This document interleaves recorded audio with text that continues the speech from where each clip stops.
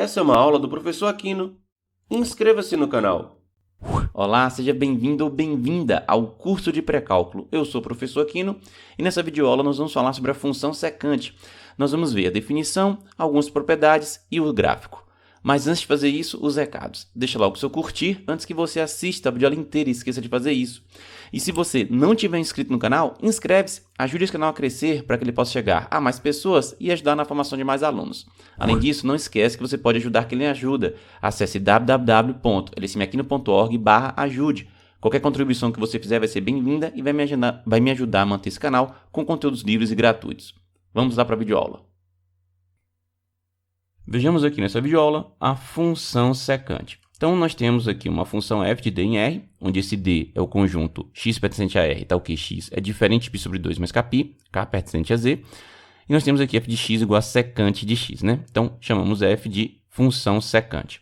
Bom, alguns exemplos, olha só. F de x é igual a secante de 8x mais π sobre 4 e g de t é igual a secante de 2t.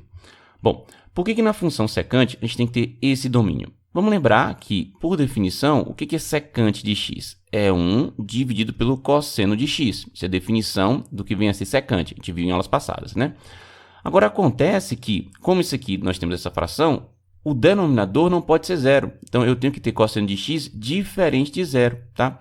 E onde é que eu vou ter isso aqui acontecendo sendo diferente de zero? Justamente em π sobre 2 mais as meia voltas que eu der aqui no π sobre 2. Então, se x for diferente disso, eu tenho um cosseno de x diferente de zero. Se a gente quiser lembrar disso, né, é sempre bom desenhar o círculo trigonométrico, que aí fica mais clara essa questão, né? Então, tá aqui, ó. Onde que a gente mede o cosseno no círculo trigonométrico? É no eixo x, né? Bom, onde que o nosso cosseno, então, vai ser zero? Quando eu tiver um ângulo que esteja em cima do eixo y. Então, em cima do eixo y aqui, ó, justamente no π sobre 2. Então, aqui nesse ponto, o cosseno é zero, tá?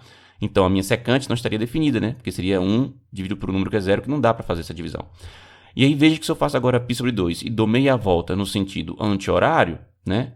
Ou se eu faço π sobre 2 e dou meia volta no sentido horário, em qualquer caso, eu caio aqui em cima do eixo y também. Portanto, nosso eixo x vai ser zero. Então, o valor do eixo x, né, vai ser zero. E aí, no caso, o que é que vai acontecer? Se eu fizer o cosseno desse ângulo, nós vamos ter o valor dando zero, tá? Então, por isso que a nossa secante, a gente tem que pegar o domínio dela e tirar dela, desse domínio, justamente os valores reais que tenham esse formato, né? Ou seja, vou ter que fazer x diferente de π sobre 2 mais kπ com k, um número inteiro. Belezinha? Vamos ver agora algumas propriedades da função secante. Vejamos, então, aqui nesse quadro, algumas propriedades da função secante. Então, nós temos a função f de d em r, onde d é aquele conjunto que a gente viu anteriormente, né? X pertencente a r, tal que x é diferente de π sobre 2 mais kπ, k pertencente a z. E nós temos aqui f de x igual a secante de x.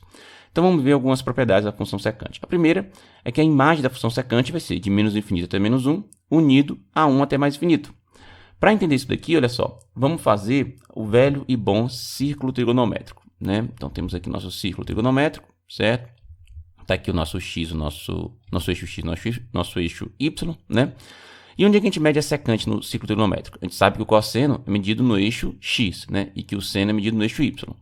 A secante é o seguinte, digamos que eu tenha esse ângulo aqui, certo? Para a gente medir essa secante, vamos fazer essa perpendicular aqui em relação ao eixo x, passando no ponto 1. E se eu prolongasse isso daqui, ó, esse valor todo que eu tenho, daqui até aqui, ó, esse número todinho aqui, seria a secante do ângulo. Então, esse aqui é o meu ângulo alfa. Esse tamanho todo aqui seria a secante de alfa. Esse valor aqui, a gente sabe que seria a tangente de alfa, né? Mas esse valor aqui, ó, seria todo aqui, seria a secante. E veja então, olha só, se eu for considerando ângulos alfa cada vez menores, né, eu vou cada vez mais pegando isso aqui, ó, esse tamanho todo, se aproximando de 1. Mas quando eu for considerando alfa mais do que 0 aqui, ó, até chegar em π sobre 2, vai cada vez mais aumentando, mas vai estar sempre mais do que 1, né? Porque se o raio aqui até aqui é 1, né? Veja que esse pedaço continua depois do raio da circunferência, né? Então vai ser mais do que 1. Então eu já entendo por que é mais do que 1, né? E por que vai ser de menos 1 até menos infinito, né? Aí quando você analisa um ângulo onde você tem um cosseno dando negativo, né? Então, por exemplo, ó, vamos pegar aqui um ângulo aqui, certo? Esse ângulo aqui, ó, o cosseno dele é negativo, né? Está no eixo x para o lado de cá, né? Se eu fosse fazer, então, a secante dele, né? Ó, digamos que eu faço aqui uma paralela ao eixo x, uma paralela ao eixo y, né? Passando pelo eixo desculpa, pelo ponto menos 1, né? Prolongo para cá, ó, a minha secante seria isso aqui tudo, né? Mas como está associado com esse valor de cosseno, né? Porque lembra que secante é 1 sobre cosseno. Se cosseno for um número negativo, 1 sobre o cosseno vai dar um número negativo também. Então, de novo, vou ter algo que vai ser aquela situação onde para cá o raio é 1, eu vou aumentar um pouco mais do que o raio, mas considerando que vai ficar negativo, porque eu estou fazendo 1 sobre o cosseno de um x, né? E esse cosseno de x está sendo negativo. Então, esse valor aqui vai ser de menos 1 até, indo até menos infinito, né? Bom, isso aqui foi uma explicação geométrica, né, para esses intervalos. E se eu quiser uma explicação algébrica? Bom, aí vamos lembrar o seguinte. Cosseno de x, ele é um número, né, que está entre menos 1 e 1, né? Então, ó, menos 1, aqui vai ser menor ou igual do que cosseno de x, que vai ser menor ou igual do que 1, né? Então, olha só, vamos dividir isso aqui em duas partes. Então, pego agora o cosseno de x como sendo maior do que 0 e menor ou igual do que 1, certo? Bom, então ele vai ser um número positivo, né? Porque ele é maior do que 0 e menor do que 1. Vou multiplicar ambos os lados dessa desigualdade por 1 sobre o cosseno de x, certo? Então, o que é que vai acontecer aqui? Ó? Não vai mudar o sentido da desigualdade, porque eu multipliquei por um número que é positivo, né? Porque se cosseno de x é positivo, 1 sobre o cosseno de x é positivo também, né? Aqui agora vai dar o quê? Vai dar 1 menor ou igual do que 1 sobre o cosseno de x. Só que, por definição, 1 sobre o cosseno de x é secante, então deu justamente 1 menor ou igual do que a secante, secante de x. Então, já seria essa parte aqui, ó. Ou seja, secante de x é um número que é maior ou igual do que 1. E a outra parte? É só pegar agora aqui a parte negativa. Ó. Eu tenho menos 1 menor ou igual do que cosseno de x menor do que 0, né? Então, se cosseno de x está entre menos 1 e 0, ele é negativo. Se eu multiplicar ambos os lados disso aqui por 1 sobre o cosseno de x, já que cosseno de x é negativo, pego 1 e divido por ele, também continua sendo negativo, né? Então, vai alterar a desigualdade. Vai ficar menos 1 maior ou igual aqui, 1 sobre... desculpa, né? Esqueci de escrever ali o 1 sobre o cosseno, né? Então, ó, menos 1 que multiplica 1 sobre o cosseno de x. Agora vai mudar a desigualdade, era menor, vai passar a ser maior, né? Então, menor igual, maior igual. Aqui vai ficar cosseno de x multiplicado por 1 sobre o cosseno de x. Ó, simplifica aqui. O que é que vai dar aqui? Vai dar menos 1 sobre o cosseno de x. Vai ser maior ou igual do que 1, né? Isso aqui vai dar o quê? Vai dar menos a secante de... Opa, toda hora eu escrevo seno. Vai dar menos a secante de x igual a... Igual não, né? Maior ou igual que 1. Multiplico por menos 1. Como menos 1 é um número negativo, vai trocar o sinal de desigualdade de novo. Vai ficar o quê? Vai ficar secante... Eita, toda hora eu escrevo isso, né? Desculpa, gente. Ó, secante de x vai ficar o quê? Menor ou igual que menos 1, né? E aí vem justamente essa outra parte aqui, ó. O valor da secante vai ser um valor de menos 1 até menos infinito, né? Então veja como que algebricamente, algebricamente, né? Ou geometricamente, você percebe que o valor da secante é isso e a imagem da nossa função f vai ser isso daqui, tá certo? Bom, outra questão é que a nossa função f ela não é injetora nem sobrejetora. Por que ela não é injetora? Porque valores diferentes do nosso domínio vão para valores iguais no nosso contradomínio, né? E para ser uma função injetora, valores diferentes do domínio teriam que sempre ir para valores diferentes no contradomínio, né? Exemplo, né? Digamos que eu pegue o seguinte, eu sei que o secante do nosso x é 1 sobre o cosseno de x, certo? Então, por exemplo, né? Se eu faço secante de 0, né? Seria a mesma coisa que 1 sobre o cosseno de 0. E o cosseno de 0 quanto é? O cosseno de 0 é 1, né? E se eu faço agora, por exemplo, a secante de 2π, né? Também vai dar o quê? Vai dar 1 sobre o cosseno de 2π, e cosseno de 2π quanto é? É 1 também, então vai dar 1 sobre 1, que é 1. Ou seja, eu tenho dois valores diferentes, que é o 0 e o 2π, dando o mesmo resultado para a secante. Então, isso aqui é justamente uma ilustração de que essa função não é injetora, tá? Essa função também não é sobrejetora. Por quê? Porque para ser sobrejetora, o contradomínio tem que ser igual à imagem. O contradomínio é R e a imagem é isso daqui, ó, então não é sobrejetora. Ok. Outra questão é que a nossa função f ela é uma função par. Por quê? Porque f de menos x é igual a f de x. Por que isso acontece? Bom, lembra o seguinte. Lembra aqui, digamos que eu pegue secante de π sobre 6. Isso vai ser a mesma coisa que 1 sobre o cosseno de π sobre 6, certo? Bom, beleza. O cosseno de π sobre 6 quanto é? A gente sabe, π sobre 6 lembra que é quanto? É 30 graus, né? O cosseno de 30 graus. O cosseno de 30 graus é raiz de 3 sobre 2, tá? Então, se a gente pega a nossa secante de π sobre 6, vai ser igual a 1 sobre a raiz de 3 sobre 2, né? Isso aqui vai inverter a fração, vai ficar 2 sobre a raiz de 3, né? Posso até racionalizar depois, mas enfim. O importante para mim agora é perceber o seguinte, ó. Secante de π sobre 6 deu isso.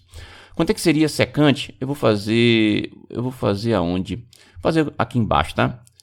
A secante de menos π sobre 6 vai ser igual a 1, né, dividido pelo 1 dividido pelo cosseno de menos π sobre 6.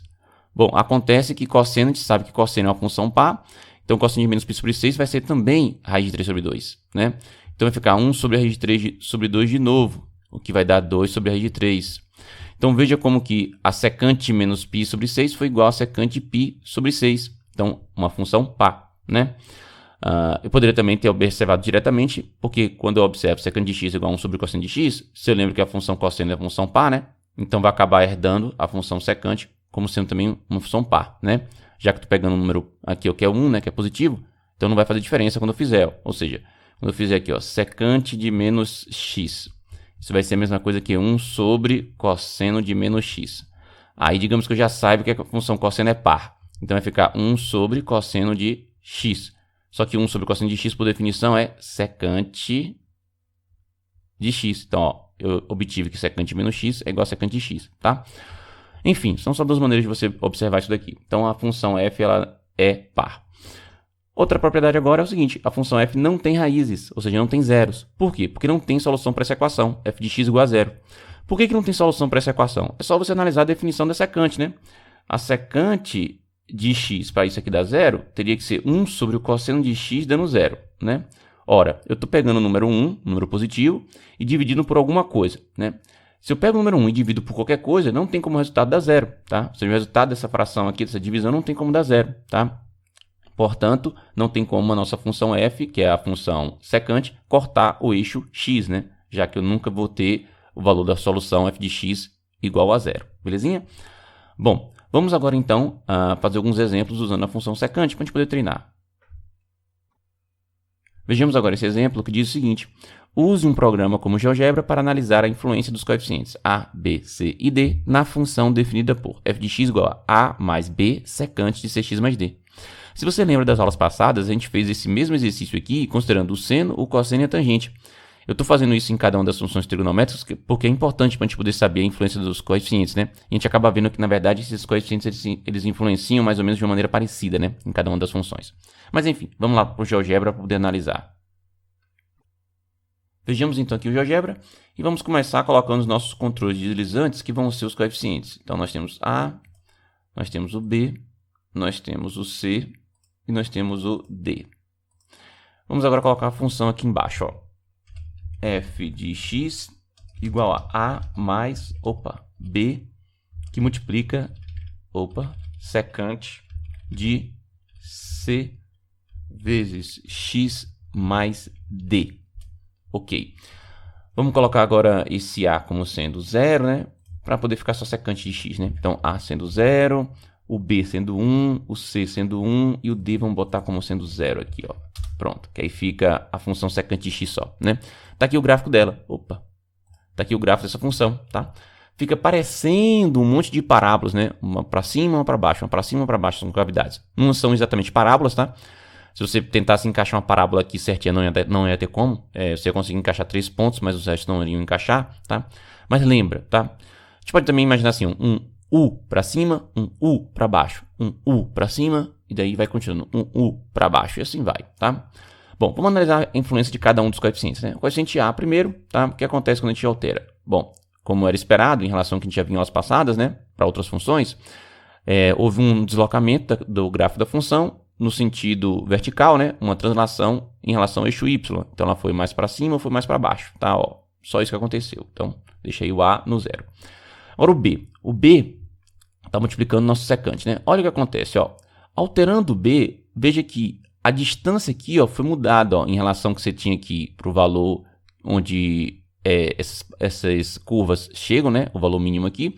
E para o valor máximo que essas curvas aqui chegam, né? Por quê? Porque, veja bem, quando o B for 1, né? Ó, vamos botar o B para 1 aqui de novo. O B para 1. Quando o B for 1, lembra que a gente já tinha visto que a secante ela é maior do que 1 ou menor do que menos 1. Então, como está 1 aqui de novo, vai ficar 1 vezes 1, que vai dar 1, né? Ou seja, eu tenho um intervalo que vai de 1 até mais infinito, multiplico isso por 1, continua sendo de 1 até mais infinito. Eu tenho um intervalo aqui de menos 1 até menos infinito, multiplico isso por 1, continua sendo de menos 1 até menos infinito. Quando eu coloco 2 aqui, o que acontece é que eu aumento esse intervalo. Então, se for 2, vai ser de 2 até mais infinito, de menos 2 até menos infinito. Se for 3, vai ser de 3 até mais infinito, de menos 3 até menos infinito. Então, por exemplo, ó, vamos botar aqui o b igual a 3, né? Só para poder ver essa ilustração. Olha lá, ó, tá vendo? Ó? Então, começa aqui ó, no 3 e vai até o mais infinito. E começa aqui no menos 3 e vai até o menos infinito. Entendeu a ideia? Porque está multiplicando aqui o b por aquele valor, certo? Então, é isso que acontece quando eu altero o b, né? Ele vai alterando ali aqueles intervalos que estão relacionados com a nossa imagem da função, né? Vamos agora botar o nosso b de novo para 1. Bom, o que acontece agora quando a gente altera o c, tá? Quando eu altero o c, veja que está ficando mais juntinha aqui cada um desses us, né? Está mudando, na verdade, o período, né? É o que está mudando aqui quando a gente altera o c. Vamos analisar o c igual a 1 e depois ver os outros números. Olha só. Com c igual a 1, vamos ver o seguinte. Veja aqui, se eu pegar um intervalo aqui de 2π, então eu vou botar aqui só para poder nos guiar. Olha só, 2π. 2 vezes π. 2 vezes π, 0. Olha só, nesse intervalo aqui de 2π, olha o que acontece. Nós temos aqui metade do u para baixo, metade do u aqui. E aí eu continuo o processo. Ó. Metade do u para baixo, a outra metade do u. E aqui, no caso, ó, já seriam 4π. Vou até colocar ali para vocês verem. Ó. Vou botar aqui, ó, 4π. Tá vendo? Então, nós temos ó, metade do u aqui para cima, u para baixo, metade do u aqui completando, tá em cima também, tá vendo? E assim ele continua o processo. Então, ele vai repetindo de 2π em 2π, tá? Agora, quando eu altero aqui, ó, o que acontece, ó, por exemplo, digamos que eu bote 2, certo? Vou botar o nosso c igual a 2. Então, c, eu vou botar 2. Ao invés de ser 2π, vai passar a ser π. Então, ó, eu vou botar aqui o nosso a como sendo π, certo? E vou botar o nosso b aqui como sendo 2π. Olha o que vai acontecer. Ó, de 0 até π, né? Nesse pedaço de 0 até π, ó, eu tive aqui ó, metade do u para cima, u para baixo, a outra metade do u. E agora eu repito o processo, ó. Metade do u para cima, u para baixo, outra metade do u. E eu continuaria o processo. Então veja que agora é π, né? O que você vai acabar notando é o seguinte, é que o período, né, vai ser simplesmente o seguinte, vai ser 2π dividido pelo módulo de c, que não importa se é positivo ou negativo. Ó. Por exemplo, se eu botar o menos 2 aqui, vocês vão ver que vai acontecer a mesma ideia, ó. Vai repetir do mesmo jeito. Olha lá, ó. Menos 2 não alterou, né? Continua repetindo do mesmo jeito, de π em π. Então, o nosso período, né, que eu vou chamar de P, ele vai ser igual a você fazer 2 vezes π, então 2 vezes π, dividido pelo módulo, então ABS, de quem? Do valor C, certo? Então, nesse nosso número C aqui, ele altera o período da nossa função secante. Agora vamos para o D, certo? O que acontece no D? Vamos repetir agora o D. O D aqui, vamos botar aqui como sendo 1. Bom, alterando o nosso D, vou esconder aqui os pontos. O que acontece com o nosso gráfico? Desloca no sentido horizontal, ele faz uma translação em relação ao eixo X, né? Vai para a esquerda ou vai para a direita. Então agora a gente já sabe o que acontece com cada coeficiente. O A desloca para cima e para baixo, então translação em relação ao eixo Y. O B altera ali o nosso intervalo aqui, ó, onde você tem um mínimo para esse U que estava aqui para cima e o máximo que você tem aqui, o que está aqui para baixo, né? Ó, ele altera aquela distância entre aqueles U's, né? Isso vai ter a ver com a imagem, né, da nossa função. O nosso C altera o período, né? Olha só. E o nosso D desloca para a direita ou para a esquerda. Então, translação em relação ao eixo Y, ou seja, um movimento aqui na horizontal. Beleza? Vamos voltar lá para a videoaula. Voltamos aqui para o quadro da videoaula, mas antes de resolver esse exemplo, deixa eu te perguntar, eu já mereço o seu curtir nessa videoaula? Se eu mereço, deixa aí o seu curtir. E se você acha que eu mereço que você inscreva-se na videoaula, inscreve-se também. Eu acho que as minhas videoaulas vão poder te ajudar durante todo o seu curso de graduação. Então vamos lá, olha só. Determine A e B de modo que menos infinito até menos meio, unido de 2 até mais infinito, seja a imagem da função definida por f de x igual a mais b secante de x. Como é que a gente vai resolver esse exercício? Bom, vamos lá. Vamos primeiro lembrar que o secante de x, ele é um número, né? O resultado disso, né? Vai dar um número que é maior ou igual do que 1, ou então que é um número que é menor ou igual que menos 1. tá? Então, olha só que interessante. Se b for um número positivo, então ali vai dar b secante de x maior ou igual do que b. E somando por a ambos os lados, eu vou ter a mais b secante de x maior ou igual do que a mais b. Bom, considerando de novo que nosso a seja um número... que nosso b seja um número positivo, né? Aqui vai ficar o quê? Vai ficar b secante de x menor ou igual que menos b. Somo por a ambos os lados, vou ter a mais b secante de x menor ou igual do que menos b mais o quê? Mais o a, certo?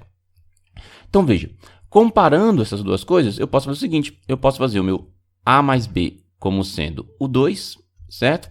E eu posso fazer esse menos b mais a como sendo menos meio. Fazendo isso, eu posso achar a e b. Isso aqui eu fiz a nossa suposição considerando o nosso b como sendo positivo, né? Depois a gente pode analisar o que acontece se eu considerar o nosso b negativo, né? Mas fazendo isso, então, essa suposição, o que nós vamos ter? Ó? Menos b mais a igual a menos meio. E nós vamos ter também ó, a mais b igual a 2, certo? Temos um sisteminha de equações para resolver. A gente dá para fazer por meio da soma aqui facinho, né? Soma as duas equações, né? Membro a membro. Esse menos b vai embora com esse b. Aqui vai dar 2a igual a menos meio mais 2. O MMC aqui vai ser o quê, né? Aqui é como se fosse 2 sobre 1. Então, o MMC vai ser entre 2 e 1 é 2. 2 dividido por 2 dá 1. 1 vezes menos 1, menos 1. 2 dividido por 2 dá 1. 2 dividido por 1 dá 2. 2 vezes 2, 4. Então, ficou assim. Então, nosso 2a vai dar igual a menos 1 mais 4 dá 3 sobre 2. Esse 2 que está multiplicando passa dividindo, e já tinha o 2 antes, né? Então, vai ficar 3 sobre 4. Então, o nosso a é 3 quartos. Bom, se o nosso a é 3 quartos, quanto é que vai ser o nosso b? Vamos substituir aqui, né? Em qualquer uma das duas. Então, tenho 3 quartos mais b igual a 2. Eu vou ter que b vai ser igual a 2 menos 3 quartos. Então, eu tenho que b vai ser o quê? Vai ser MMC entre 4 e 1 vai ser 4. 4 dividido por 1 dá 4, e 4 vezes 2, 8. 4 dividido por 4 dá 1, 1 vezes 3, menos 3 aqui, ó. Aqui tinha um menos na frente, né? 8 menos 3 dá 5, então 5 quartos. Então, eu posso ter essa opção, olha só. A como sendo 3 quartos, B como sendo 5 quartos. Belezinha? Vamos fazer o seguinte, olha só. Se você agora resolver esse exercício, vou até deixar para vocês aí como tarefa, digamos assim, né? Considerando que B seja negativo, né? O que vai acontecer? Bom, quando você multiplicar isso aqui por B, se B é um número negativo, vai alterar o sentido da desigualdade. Então, vai ficar B secante de x menor ou igual do que B, certo? Se B for negativo, né? Então, quando você multiplicar aqui, tem que trocar o sentido da desigualdade. Aí você soma por A ambos os lados, vai dar A mais isso aqui, e aqui, ó, B mais isso aqui, certo? Se você considerar o nosso B como sendo negativo, né? Essa daqui vai ficar como? Vamos multiplicar por B, então vai ficar B secante de x, e aqui vai ficar maior ou igual do que menos B, certo? Somo ambos os lados, vai ficar isso aqui, ó. Aí o que acontece? Comparando, né? Você vai agora dizer que esse B mais A seria menos meio, certo? Ó, isso aqui seria o nosso, essa parte aqui, ó, seria o nosso menos meio. E você vai botar agora o seguinte, que esse carinha aqui, ó, que é o menos B mais A, né? Seria o nosso 2, ó. Você vai fazer então trocado aqui. Se você fizer isso, no final você vai achar B como sendo menos 5 quartos e você vai achar A como sendo 3 quartos. Pausa a videoaula aí, faz você as continhas que você vai achar esse valor, tá certo? Bom, feito isso daqui, vamos jogar lá no GeoGebra essa função, considerando esse A e esse B com esses valores que a gente achou, para ver como que de fato a imagem vai ficar essa daqui, belezinha? Vejamos então aqui agora no GeoGebra, tá? Então vamos começar colocando o seguinte, vamos começar colocando nosso A como sendo 3 quartos, então 3 quartos, o nosso B como sendo 5 quartos. Foi o que a gente achou lá, né? E agora vamos fazer a nossa função, a função f de x igual a mais b vezes a secante de x. Beleza. Vamos ver como que de fato a imagem ela vai começar ó, de 2 até mais infinito e vai aqui ó, do valor que é menos meio até menos infinito. Vamos botar aqui uma retinha, ó, uma reta paralela ao eixo x passando pelo ponto y igual a 2, ó, caiu lá bonitinho, ó, e uma reta passando pelo menos meio, certo? Paralela ao eixo x. Como era esperado, ó, a gente fez lá de maneira algébrica lá no exercício, né? Para valores acima de 2, ó, então vai de 2 até mais infinito. E para valores abaixo de menos meio, ou seja, de menos meio até menos infinito. Dá justamente a imagem da nossa função. Belezinha? Ó? Acertou lá. A gente também tinha feito que se o A fosse 3 quartos e o B fosse menos 5 quartos. Isso também aconteceria. Então vamos botar aqui o menos, né, só para testar. Ó. Beleza. Mudou o gráfico da função, mas de qualquer maneira a imagem não mudou. Continuou sendo de 2 até mais infinito, de menos meio até menos infinito. Belezinha? Então, com isso aqui, a gente testa do ponto de vista geométrico aquilo que a gente fez lá de maneira algébrica. E ficar fazendo essa ponte entre a parte geométrica e a parte algébrica é muito importante para o seu aprendizado, tá bom? Dá para você uma outra visão da coisa. Bom, vamos continuar nas próximas videoaulas falando sobre as funções trigonométricas e nós vamos falar também sobre a função secante em outros momentos, tá certo? E então, o que você achou da videoaula? Ficou com alguma dúvida? Tem alguma sugestão? Coloca na seção de comentários. Não esquece também de resolver esse exercício que estou colocando aqui para você poder treinar. E a gente pode conversar sobre ele também na seção de comentários. Não esquece de deixar o seu curtir, inscrever-se no canal. E se você quiser assistir outras videoaulas do curso, está aparecendo aí na sua tela. Vejo você nas próximas videoaulas. Até mais e tchau!